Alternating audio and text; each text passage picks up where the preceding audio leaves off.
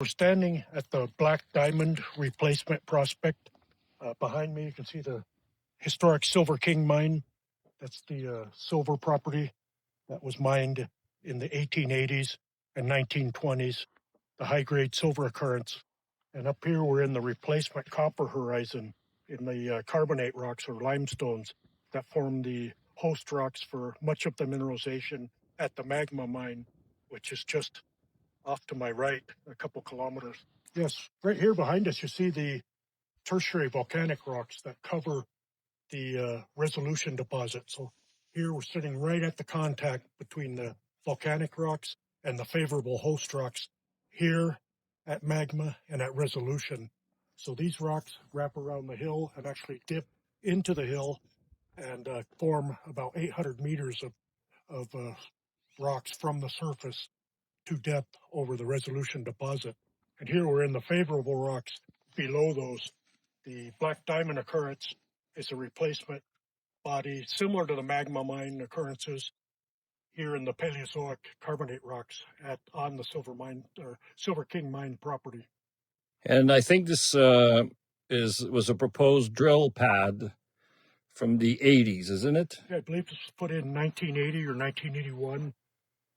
We have records showing when they built it, but apparently it was never drilled. The early 80s was the last reference to this project by a company called Fisher Watt. And, back then in the 80s is basically when all the copper exploration died off in this region, including here and at our Hop Breccia prospect farther to the south.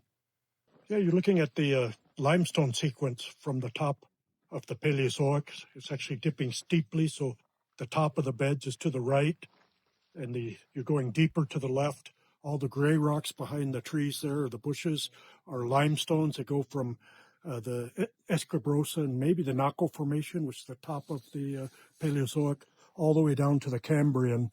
And to the left of those gray rocks, you see some reddish rocks. Yep. Those are quartzites. I believe they're the Bolsa quartzite, which is part of that Paleozoic sequence or the Cambrian age. And as you go further to the left of the red rocks, you kind of a greenish subdued outcrop. Those are diabase, so diabase intrusion. Those are now Precambrian. Those are all these rocks, including the diabase, are favorable host rocks in all of this region, including at Resolution, at the Ray mine, and at the Magma mine. We have all those here at the Silver King property. They come through right below us on this pad, although there's a large intrusion in here that kind of covers up much of those outcrops. So we just recently completed an IP survey over this. We'll have data back shortly, but we're hoping to be able to look through that intrusion and find targets indicative of veins or replacement mineralization or possibly porphyry-style mineralization hidden by this area below us.